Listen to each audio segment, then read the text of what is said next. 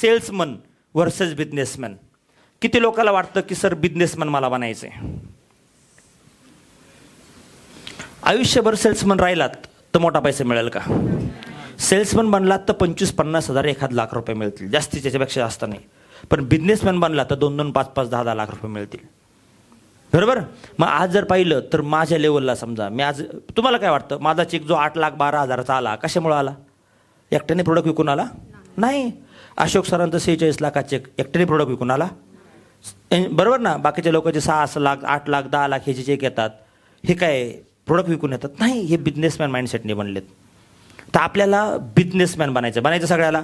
पण पुन्हा मी तेच वाक्य तुम्हाला रिपीट करायला, एक अच्छा बिझनेसमॅन बनने के लिए एक अच्छा सेल्समन बनना पडता है. पहिलं ती क्वालिटी आपल्यात आली पाहिजे. Selling quality. जिंदगीभर नाही विकायचे आपला प्रोडक्ट. सेलिंग नाही आहे, मी सेलिंगच्या विरोधात आहे. बिझनेसमॅनच लोक मोठे होतात आणि त्यासाठी आपल्याला काय करावं लागेल? पहिलं हे टेक्निक आपल्याला जमलं पाहिजे. जमून घ्यायला तयार आहात सगळे? मग यासाठी आपल्याला काय बनवावं लागेल? नेटवर्क. जर बिझनेसमॅन बनायचंय तर आपल्याला काय बनावं लागेल? नेटवर्क बनवावं लागेल. बरोबर. आणि हे एक व्यक्ती आहेत, काय नाव यांचं? हे माझ्या वरच्या मजल्यावर राहतात, माझ्या शेजारचं गाळ आहे ना त्याच्या वरच्या मजल्यावर राहतात रूममध्ये. आणि हे काय सांगतात माहिती आहे का? कुठं राहिलंय ते? जगातल्या सगळ्यात सक्सेसफुल व्यक्तीपैकी एक व्यक्ती. बरोबर. आणि हे काय सांगतात? यांचं म्हणणं आहे की जेवढे जगात श्रीमंत लोक बनले त्या सगळ्या लोकांनी काय बनवलं? नेटवर्क बनवलं. काय बनवलं?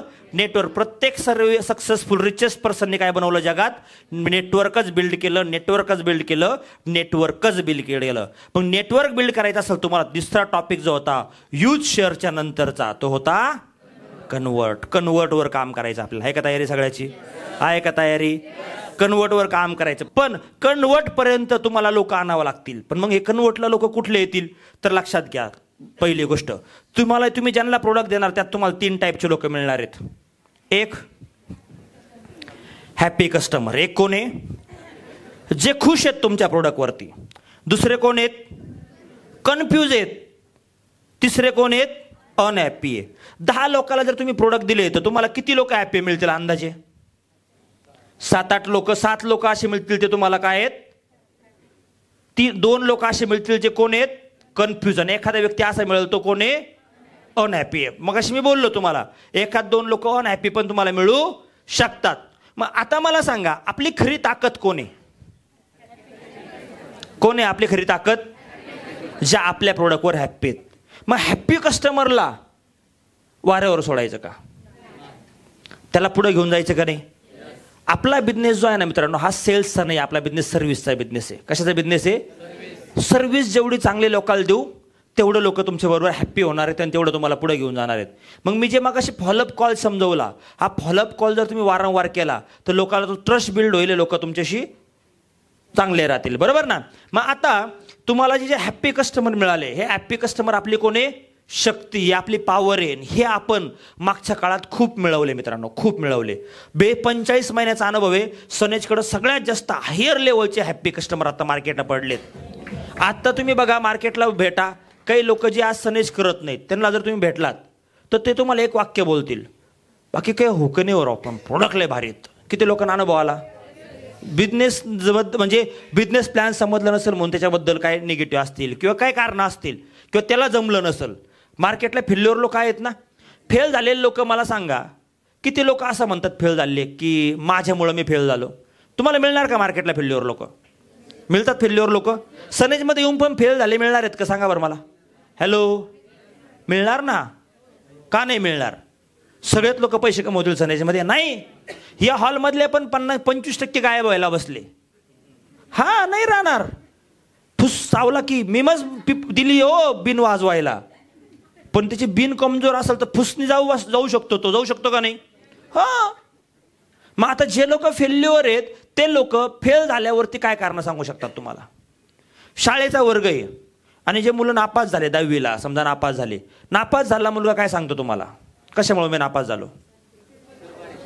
किती मुलं असे म्हणतात की मी गाढव होतो म्हणून मी नापास झालो. असं भेटतं कधी? ते काय सांगतात तुम्हाला?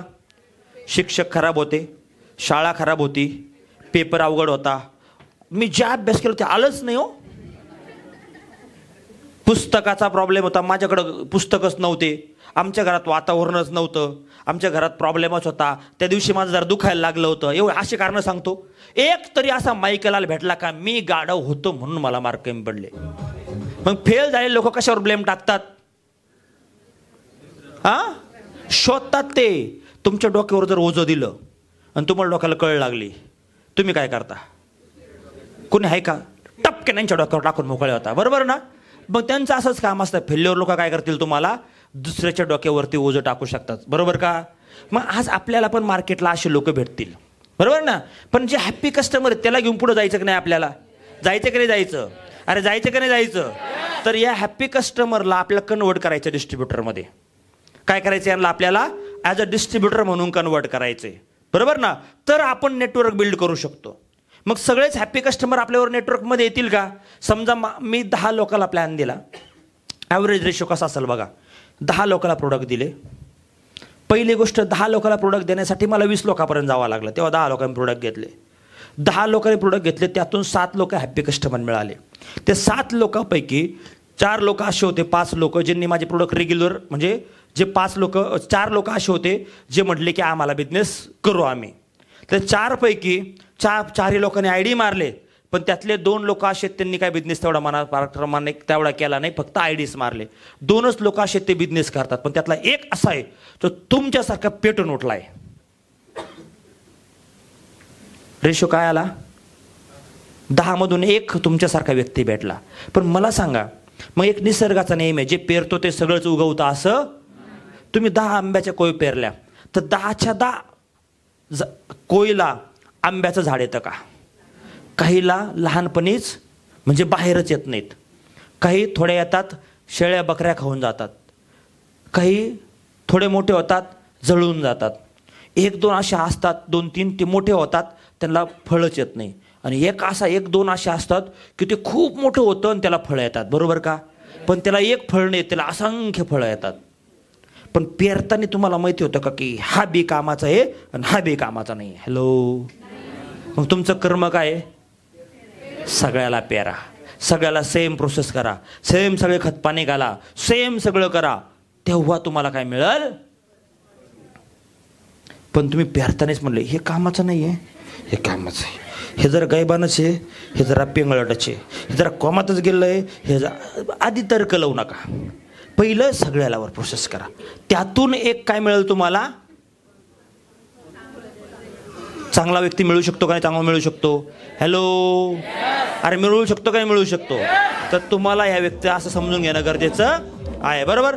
आता ह्या लोकांना जे हॅप्पी कस्टमर आहेत यांना आपल्याला काय करायचं? यांच्या अपॉइंटमेंट घ्यायच्या. कशासाठी? कशासाठी अपॉइंटमेंट घ्यायच्या? बिझनेस प्लॅन दाखवण्यासाठी, बरोबर? मग तुमचं कर्तव्य अजून काय येतं? तुम्हाला कुठपर्यंत काम करायचंय? जे आपले हॅप्पी कस्टमर आहेत यांना प्लॅनपर्यंत आणणं गरजेचं आहे आपल्याला. कुठपर्यंत आणायचंय?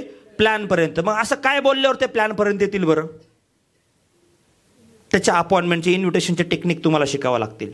पण हॅप्पी कस्टमरला बोलण्याचे काही लोक म्हणतात सर आम्ही कस्टमरला म्हणतो सर आय डी मारो तुमचा, पण ते नको म्हणतात, आम्हाला तुमच्याच नावावर द्या म्हणतात. असं होतं कधी कधी तुम्हाला? तुमची इच्छा आहे त्याला डिस्ट्रीब्युटर बनवायचं, पण तो डिस्ट्रीब्युटर व्हायला तयार नाही आहे, बरोबर ना? मग याचं कारण काय? कारण तुमचं इन्व्हिटेशन चुकलं. तुम्ही इन्व्हिटेशन काय करता अशा वेळेला, बऱ्याच वेळेला की डिस्काउंट मिळेल तुम्हाला, स्वस्त पडतील, फ्री प्रोडक्ट भेटतील म्हणून आय डी मारा. नाही मारणार लोक. तुम्हाला त्यांना काहीतरी बेनिफिट दाखवावं लागेल, बरोबर? पण मी कशी अपॉइंटमेंट दिली? मी छोटं डेमो सिम्पल सांगतो. नमस्कार सर, काय चाललं, कसे आहेत सर, बरे आहेत ना? काय नाही, तुम्हाला फोन केला होता सर, तुम्ही आमच्या कंपनीचे प्रोडक्ट वापरले, तुमचे रिझल्ट पण तुम्ही पाठीमागे मला सांगितले होते, तर तुम्ही आमच्या कंपनीचे हॅप्पी कस्टमर आहे सर. तर तुम्हाला एका गोष्टीसाठी फोन केला होता. आमच्या कंपनीने तुम्हाला सिलेक्ट केलं ॲज अ हॅप्पी कस्टमर म्हणून आमच्या एका प्रोजेक्टसाठी, ज्या प्रोजेक्टला आम्ही घेऊन मार्केटला खूप मोठं काम करतो, आणि त्या प्रोजेक्टच्या माध्यमातून एक 25,000 ते 50,000 रुपये महिन्याला इन्कम साधारण तुम्हाला येऊ शकतं. असा एक प्रोजेक्ट आहे जो कंपनी आमच्या स्पेशल काही कस्टमरलाच आम्हाला अलाउड करते प्रमोट करायला, आणि त्यातले सर तुमचं एक सिलेक्शन झालं आहे. तर आमच्या जे एरियामध्ये जे आमच्या इकडचं काम बघतात माझ्याबरोबर जे माझे सिनियर आहेत, ते आज इकडं 1-2 दिवसात अवेलेबल होणार आहे. मला तुमची त्यांची भेट करून द्यायची होती. तर संध्याकाळी आज सर घरी, आज संध्याकाळी घरी त्या प्रोडक्टबद्दलच थोडंसं बोलायचं होतं आपल्याला. आज संध्याकाळी घरी. बरं किती वाजता आहेत? 7ला की 7 ते 9च्या दरम्यान आलं चालेल तुम्हाला? तुम्ही त्यांचा पण वेळ घेते आहे बघतो तुम्ही वेळ आहेत का, असेल तर मी त्यांना इन्व्हाइट करतो, भेटू संध्याकाळी सर, अशा पद्धतीने बोलायचं. बोलताना काय बोलले तुम्ही, 25,000 ते 50,000 रुपये मिळणार आहेत, की डिस्काउंट मिळणार आहे, फ्री प्रोडक्ट मिळणार आहे, याच्यासाठी कोणी पैसे तुम्हाला देणार नाही. डिस्काउंटसाठी लोक येत नाहीत.